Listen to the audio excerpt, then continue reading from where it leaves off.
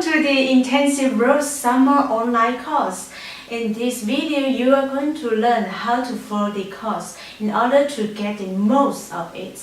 I'm going to explain you at which pace you should move in order to complete all the parts.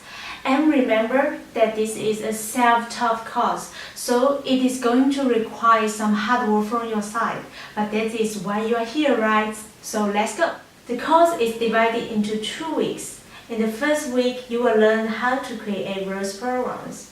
And in the second week, you will learn how to make robots do amazing things by creating ROS programs. And you are going to use all you have learned in the previous week. Every day of the week, you have to follow these studying patterns. In the morning, dedicate 4 hours to study the lessons by following the notebook and doing the exercise.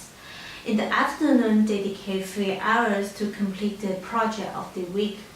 And on Saturday, you will have to do an exam in order to evaluate your ROS knowledge.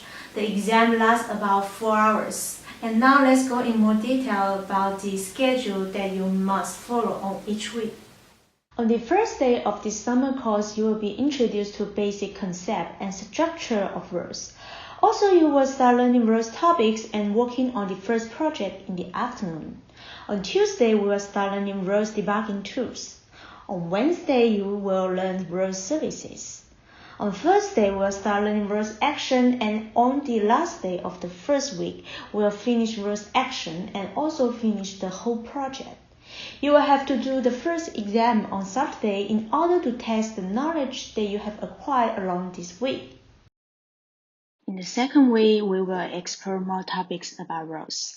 So on the first day, we will learn how to make your robot navigate using ROS. And to do this, you need to learn mapping, localization, and path planning. And you will start the second project in the afternoon. On Tuesday, you will learn how perception is performed by robots using the ROS framework. We will focus on face recognition and people detection. On Wednesday morning, we will focus on learning ROS control. You will be able to configure ROS control to work with your robot simulation. On Tuesday, you will be introduced to some basic concepts and tools to control industrial robots with ROS. And on the last day, you will learn how to use OpenAI with ROS simulation. Remember that on Saturday, we will have the second exam in order to evaluate the knowledge you have learned. This exam also lasts about 4 hours.